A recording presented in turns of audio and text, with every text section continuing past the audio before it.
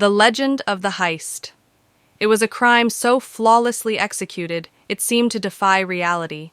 A heist pulled off not in the dead of night, but under the unsuspecting watch of one of the most secure buildings in the world.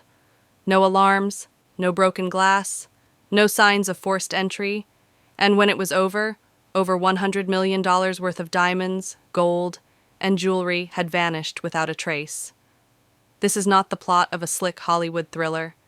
This actually happened, and to this day, it remains one of the most audacious, methodical, and mysterious crimes ever committed. The 2003 Antwerp Diamond Heist. They called it the heist of the century, and for good reason. Carried out in the heart of Belgium's Antwerp diamond district, where billions of dollars of precious gems change hands every year, this robbery wasn't just about wealth. It was a masterpiece of patience, planning, and precision. The criminals didn't just break into a vault. They broke into a fortress protected by 10 layers of state-of-the-art security: motion detectors, infrared heat sensors, magnetic locks, seismic sensors, steel-reinforced vault doors, and 24/7 surveillance. And yet, somehow, a small group of thieves, led by a man who lived quietly among the city's jewelers for years, slipped in and out without anyone noticing, until it was far too late. For months, some say even years, they studied the building, tracked employee routines, planted hidden cameras, and even reconstructed a replica of the vault to rehearse their moves. It was a heist that felt more like a military operation than a robbery. But even more shocking than the precision of the crime is how much of the story still doesn't add up. Why did the alarm never go off? Who turned a blind eye? And most importantly, where did the diamonds go? Despite the eventual arrest of the supposed mastermind, Leonardo Notarbartolo, and partial recovery of evidence, most of the loot was never found.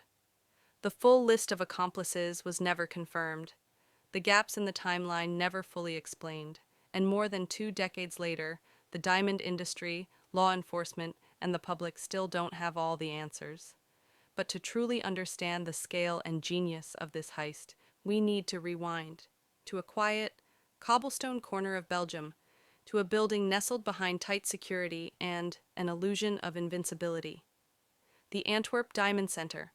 Located in one of the most secure districts in the world, the Diamond Center was the beating heart of the global diamond trade. Housing thousands of safe deposit boxes, the building was considered impenetrable, a symbol of wealth, trust, and tradition. Here, traders from around the world stored their most valuable assets, believing no criminal in their right mind would even attempt to break in.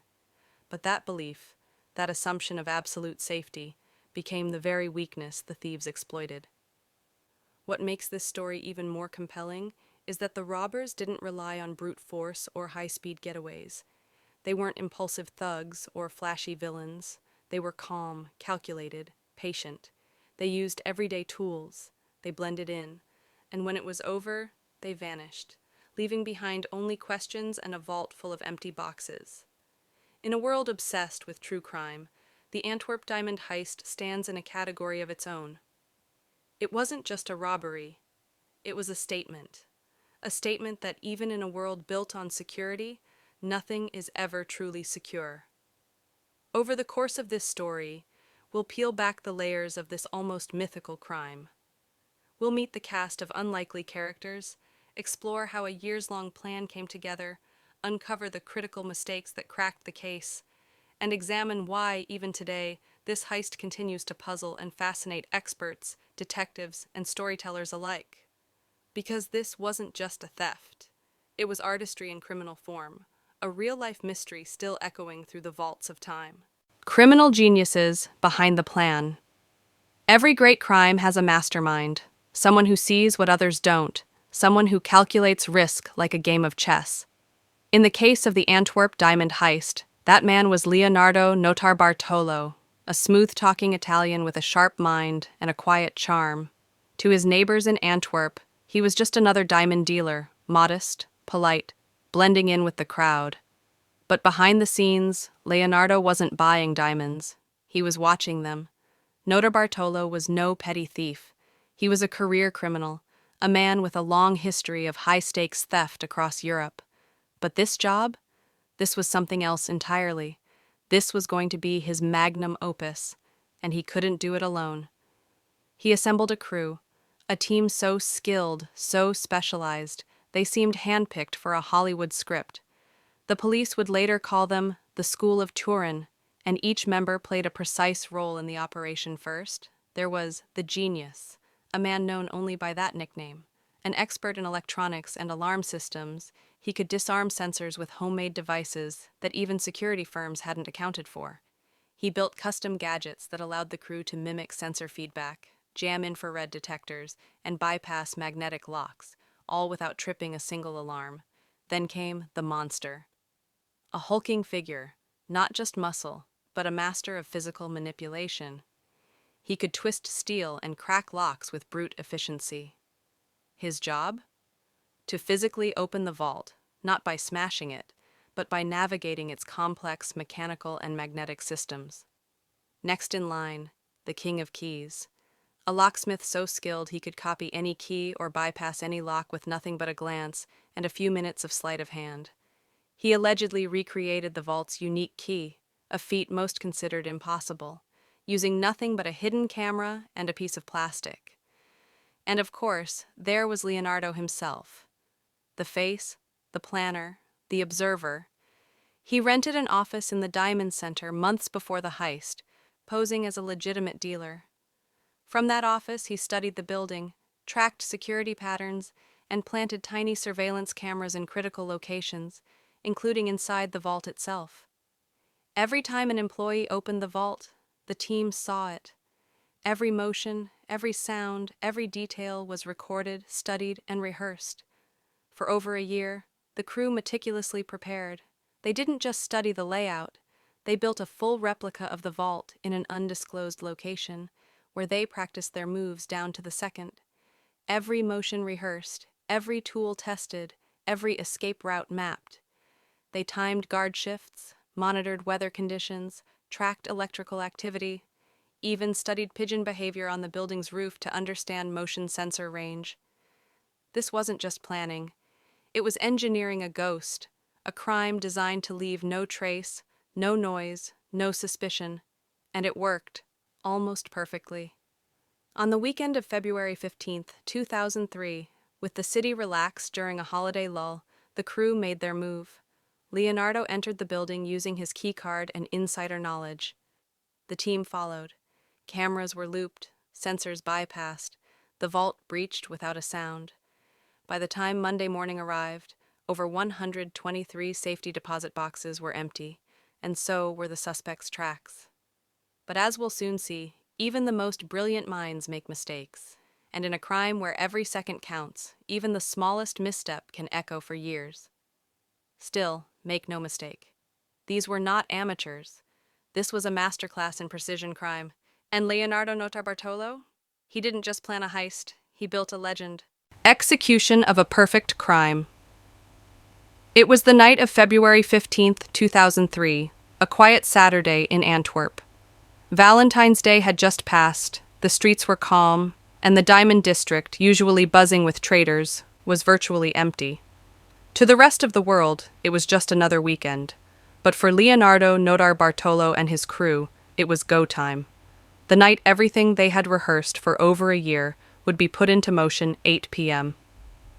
Leonardo entered the building using his tenant keycard, a legitimate pass that gave him access to the front doors and corridors. Dressed like he belonged there, no one paid him any mind. Surveillance cameras caught nothing out of the ordinary, thanks to a tiny black plastic bag that had been strategically placed over a critical lens days earlier, making it seem like the hallway lights were just malfunctioning. The rest of the crew slipped in through the garage, avoiding external cameras and alarms. They carried custom tools hidden inside ordinary-looking bags. No weapons, nothing flashy, just surgical precision. Step 1. The light sensor hack. The vault was guarded by a heat motion detector that would trigger the alarm at the slightest shift in temperature or movement. But the genius had a plan. He created a homemade device that mimicked the constant temperature and infrared signature of the room. Once placed in front of the sensor, The system believed everything was stable. No movement, no heat change, no alarm. Step 2. The magnetic lock bypass. The steel door to the vault was locked by a magnetic field reinforced with a steel plate. They used a specially designed aluminum plate and double-sided tape to hold the magnet in place after disassembling the door's panel. The system believed the lock was never broken. Step 3. Key duplication. Inside the vault, a second massive door required a custom $100 million key, thought to be impossible to duplicate. But months earlier, Leonardo had used a hidden camera inside his jacket to film the key on a guard's keyring. From that footage, the King of Keys crafted a perfect replica. The door clicked open without resistance. Step 4. Darkness. Inside the vault, security inside the vault was tight. Sensors, cameras, and even pressure-sensitive tiles. But they had studied every inch. They worked in near darkness, using infrared goggles and small pen lights. The monster gently removed steel plates, disabling the alarm contacts with styrofoam and hairspray, crude but effective tools. Then they went to work on the 123 safe deposit boxes. Using hand-cranked drills and specialized lockpicks, they pried them open one by one. Diamonds, gold bars, rare jewelry, all scooped into black duffel bags. No alarms, no alerts, just silence. Step 5. The exit. After hours inside, just before sunrise on Sunday, they quietly exited the vault, restoring panels, relocking doors, and cleaning fingerprints with a homemade cleaning solution of diluted bleach and ammonia.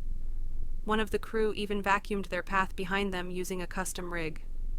They exited the way they came in, quietly, precisely, invisibly, Monday morning. When the vault was opened for business, it took a moment to notice anything was wrong. The vault was closed, the alarm system untouched. The cameras showed nothing suspicious. But then the screaming started. Over $100 million in loot, gone. Not one suspect in sight. No alarms triggered. No forced entry. Just 123 empty boxes. Police were stunned. Security experts humiliated. The diamond world, shaken to its core. It wasn't just a heist. It was a performance, choreographed with military precision and executed like clockwork. And as investigators scrambled to make sense of what happened, the crew had already vanished, leaving behind only whispers of the perfect crime. Investigation and betrayals. Monday, February 17th, 2003. Inside the Antwerp Diamond Center, something felt off. A vault manager, going about his usual morning routine, approached the steel door with casual confidence. But when he opened it, expecting rows of sealed, secured deposit boxes, he was met with chaos. Open compartments, scattered papers, jewelry pouches emptied, dozens of locks forced open, 123 safe deposit boxes, completely cleaned out. Panic erupted. Security officers ran system checks. Nothing. No alarms had been tripped. No cameras had recorded the break-in. The vault door showed no signs of forced entry. It was as if the diamonds had vanished into thin air. Police arrived within the hour, baffled. The crime scene was pristine. The alarm system, sensors, magnetic locks, all appeared to be untouched. But as investigators began sweeping the vault, a few things began to unravel the illusion of perfection. Mistake number 1, the trash in the woods. Just outside Antwerp, in a quiet wooded area near the E19 motorway, a local farmer noticed something strange.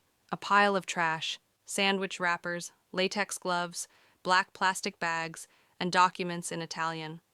Suspicious, he called the authorities. Inside that trash were diamond center envelopes, a half-eaten salami sandwich, and videotape remnants from security cameras. It was a goldmine of evidence, and it would become the heist's turning point. Among the litter was a receipt linked to a storage locker rented by none other than Leonardo Notarbartolo. Mistake number 2. The locker police raided the locker. Inside, they found bags similar to those used in the heist, tools matching marks found inside the vault, and partial evidence tying Leonardo directly to the crime. Investigators now had a lead. Not just a name, but a face. Notarbartolo was arrested days later. His cover story? He was framed. He claimed he had simply stolen diamonds from a trader who had committed insurance fraud. The real crime, he insisted, wasn't the vault robbery, but a setup. The police didn't buy it. With Leonardo in custody, Belgian authorities widened their investigation, working off what little evidence they had. Despite the heist being nearly flawless, the trash had spoken, and from it came the arrests of a few alleged accomplices, the presumed King of Keys and the Monster. But most of the crew never caught most of the loot, never recovered. Leonardo was sentenced to 10 years in prison, but even behind bars, he kept the secrets close. He never revealed the names of his accomplices, never gave up the location of the missing diamonds. And his calm, almost smug demeanor in court suggested one thing. He had expected to be caught. Just not so soon. Speculation ran wild. Some believed the diamonds had already been sold off in the black market across Europe and the Middle East. Others thought the heist was much bigger, involving insiders in the diamond trade, or even corrupt security officials. Some even claimed the real value stolen far exceeded $100 million, but merchants underreported the loss to avoid tax and scrutiny. Then there were the rumors that the entire crew had vanished with new identities, that the diamonds were hidden in secret vaults in Italy, that some members were quietly eliminated. Despite years of investigation, interrogations, and international cooperation, the bulk of the diamonds remain unaccounted for. And Leonardo? He was released from prison in 2009, never showing regret, never revealing the full truth. In the end, it wasn't brute force or failure that caught them. It was a single mistake, a carelessly discarded bag of trash, that unraveled the world's greatest diamond heist. But the diamonds? They're still out there, somewhere. Why it still fascinates the world. The Antwerp. Diamond heist wasn't just a robbery. It was a revelation. In the years since that quiet February weekend in 2003, the heist has become a modern myth, studied in criminal justice programs, analyzed in documentaries, and fictionalized in films. It shook the global diamond industry to its core, raised serious questions about the limits of security, and revealed an uncomfortable truth. Sometimes, the smartest criminals don't break in. They walk in security changed overnight. The Antwerp Diamond Center and similar institutions across the world upgraded their systems immediately after the heist. Infrared sensors were replaced with multi-frequency thermal detection. Magnetic locks were redesigned with redundant backup systems. Key duplication protocols were tightened. Motion sensors gained AI-driven sensitivity. Even janitorial and tenant access policies were overhauled. What the heist exposed was not just the failure of technology, but the failure of human assumptions. The belief that a vault was invincible, that a camera was always watching, that tenants were trustworthy. It forced an entire industry to rethink what security really means in the 21st century. But beyond the logistics, what truly cemented this crime in history was its legend. A story so surreal and cinematic, people questioned whether it even happened the way authorities said the myths and conspiracies grew. Was Leonardo Notarbartolo really the mastermind? Or just a fall guy taking the heat for a deeper network? Some believe the crew was backed by a criminal syndicate, possibly connected to corrupt insiders within the diamond industry itself. Others think the heist was sanctioned or assisted by high-level diamond brokers, people who stood to gain from untraceable, tax-free gems disappearing into the black market. One of the most persistent rumors is that the true value stolen far exceeded $100 million, possibly even double or triple, but victims purposely downplayed their losses to avoid government scrutiny, tax investigations, or embarrassing exposure of undeclared assets. Then there's the Hollywood factor. This heist wasn't violent. There were no hostages, no shootouts, no high-speed chases, just intellect, discipline, and near-perfect timing. It had all the makings of a thriller, and the media took notice. Books, films, and podcasts have dramatized the story, often blurring the lines between fact and fiction. Leonardo himself gave interviews post-prison, teasing the public with hints, always stopping short of revealing the whole truth. And so, The Antwerp diamond heist transformed into something bigger than a crime. It became a symbol of criminal brilliance, a story people admire for its sophistication, even if they condemn the act. But was it the perfect crime? That's the question that still haunts law enforcement and fascinates the public. On one hand, the thieves executed a plan that bypassed every known security measure, made off with one of the largest diamond hauls in history, and for the most part, got away with it. On the other hand, they made one fatal error. They left behind evidence, trash, DNA, a receipt, the kind of everyday carelessness that unravels even the most brilliant schemes. So, no, it wasn't perfect, but it was close, and maybe that's why it continues to grip imaginations more than 2 decades later. It's a story of intellect over violence, of planning over panic, a story that reminds us how vulnerable even the strongest vaults can be. Not to force, but to human genius. The diamonds may be gone, the vault repaired, the headlines faded, but the legend of the world's greatest diamond robbery still sparkles, untamed, unsolved, and unforgettable.